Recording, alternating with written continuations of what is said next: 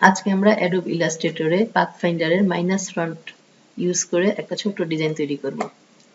তো সেজন্য আমি প্রথমে একটা পঞ্চভুজ আঁকবো। আমরা এই পলিগন টুল ক্লিক করে এখানে যদি একটা ক্লিক করি, এখানে বাহুর সংখ্যা 5 লিখে ওকে দিয়ে দিলে এরকমের একটা তৈরি হবে। তো এখানে আমি কালারটা নিয়ে নিচ্ছি। এখানে আমি কালার স্যাম্পল তৈরি করে রেখেছি।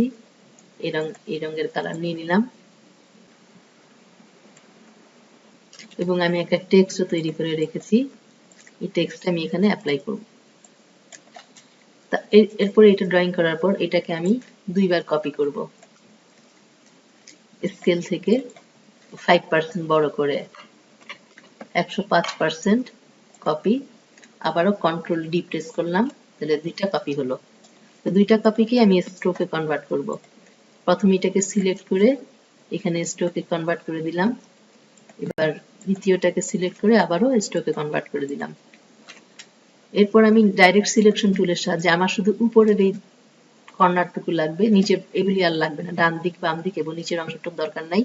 সে কারণে আমি ডাইরেক্ট সিলেকশন টুলের সাহায্যে এইটুকু সিলেক্ট করে কিবোর্ড থেকে ডিলিট প্রেস করে দিলাম। ব্যাস হয়ে গেল। এখন আমার এই যে বাড়তি অংশ আছে ডান দিকে বাম দিকে দুই পাশে বাড়তি যে অংশটা আছে সেটাকে আমি ফেলে দিতে চাচ্ছি। সেজন্য আমি এখানে অ্যাড অ্যাঙ্কর পয়েন্টের সাহায্যে দুইটা পয়েন্ট তৈরি করে এখানে একটা পয়েন্ট, এখানে একটা পয়েন্ট, ডাইরেক্ট সিলেকশন টুলের সাহায্যে এই অংশটুকু সিলেক্ট করে কিবোর্ড থেকে ডিলিট। একইভাবে এই পাশেও এই কাজটা করব।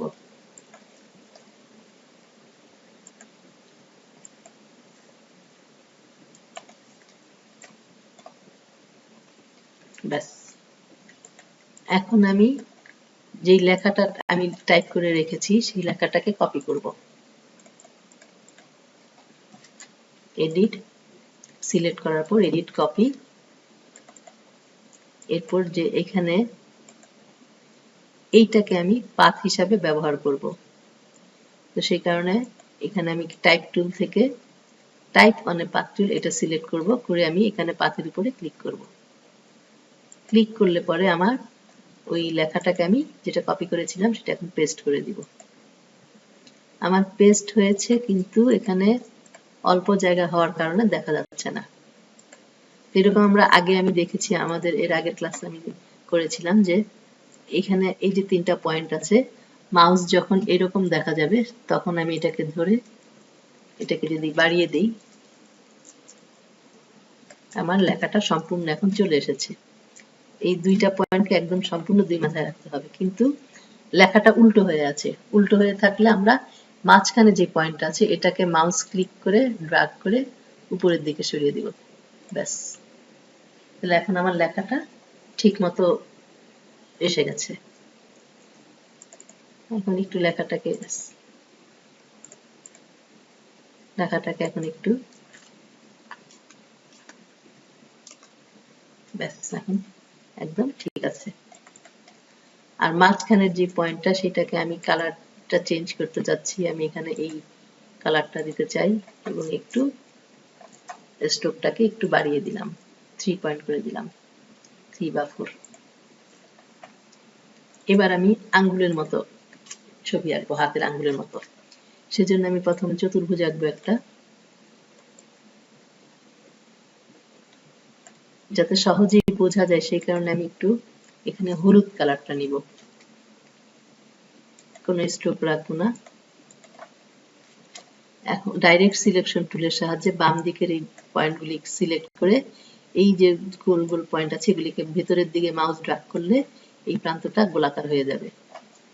আর ডান দিকের এই অংশে আমি অ্যাঙ্কর পয়েন্ট টুলের সাহায্যে একটু ডান দিকে এরকম করে দিলাম, একটু কার্ভ আকৃতি করে দিয়েছি। এবার এটাকে এখানে নিয়ে আসলাম, অল্টার এবং শিফট ধরে এটার আরো 3টা কপি করব। প্রথমে কপি করার পর কন্ট্রোল প্লাস ডি, আবার কন্ট্রোল ডি, তাহলে 4টা আঙ্গুল হয়ে গেল। এখন 4টা আঙ্গুলের মধ্যে এই 3টা আঙ্গুলকে আমি একটু ছোট করে দিলাম। আর এইটাকে একটা কপি করব, অল্টার ধরে শিফট ধরে একটু দূরে নিয়ে গেলাম। এখন এটাকে আমি রোটেট টুলের সাহায্যে -45 ডিগ্রি ঘুরিয়ে দিব, তাহলে এরকম হবে -45। ওকে, এবার একটা রেক্টেঙ্গেল আঁকবো, এটা নিচের দিকে এরকম একটা রেক্টেঙ্গেল এঁকে। এখন আমার এখানে দুইটা অবজেক্ট হলো, এই দুইটাকেই সিলেক্ট করব। সিলেক্ট করার পরে পাথফাইন্ডার প্যালেট থেকে মাইনাস ফ্রন্ট এখানে ক্লিক করব। ক্লিক করলে উপরের অবজেক্টটা চলে যাবে, যাওয়ার সময় সেই পিছনের যে অবজেক্ট এটার সাথে আছে সেটা সহ চলে যাবে। তাহলে এরকম একটা শেপ আমি পাবো। এটাকে আমি এখানে নিয়ে আসলাম।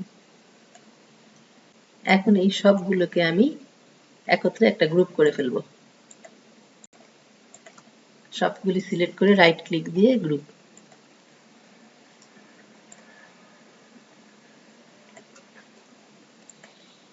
এবার আমি আঙ্গুলের অংশটুকুকে ট্রান্সপারেন্ট করে ফেলবো, অর্থাৎ এর মধ্যে কিছু থাকবে না। সেই কারণে আমি নীল অবজেক্ট পিছনের যে ব্যাকগ্রাউন্ড নীলটাকে সিলেক্ট করলাম এবং হলুদ আঙ্গুলগুলিকে সিলেক্ট করলাম।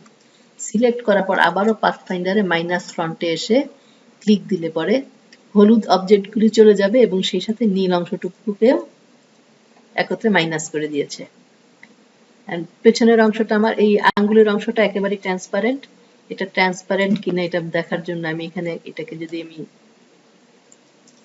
দেই পিছনে, তাহলে দেখেন এই ফাঁক দিয়ে পেছনের অংশটা দেখা যাচ্ছে, অর্থাৎ এটা সম্পূর্ণ ট্রান্সপারেন্ট। এখন আমি চাইলে এখানে আরেকটাকে এটাকে একটু স্কেল করে বাড়িয়ে দিতে পারি, 160% নিয়ে দেখি কেমন হয়। ঠিক আছে, কপি, স্ট্রোকটাকে একটু কমিয়ে দিব। এখানে আবারও আগের মতোই এখানে একটা পয়েন্ট নিচ্ছি এবং এই পাশে আরেকটা, তারপর ডাইরেক্ট সিলেকশন টুলের সাহায্যে এটাকে ডিলিট, এই পাশেও ডাইরেক্ট সিলেকশন টুলের সাহায্যে সিলেক্ট করে এইটুকুকে ডিলিট। বাস হয়ে গেল একটা ডিজাইন। আজকে এই পর্যন্তই, আবার পরবর্তীতে দেখা হবে।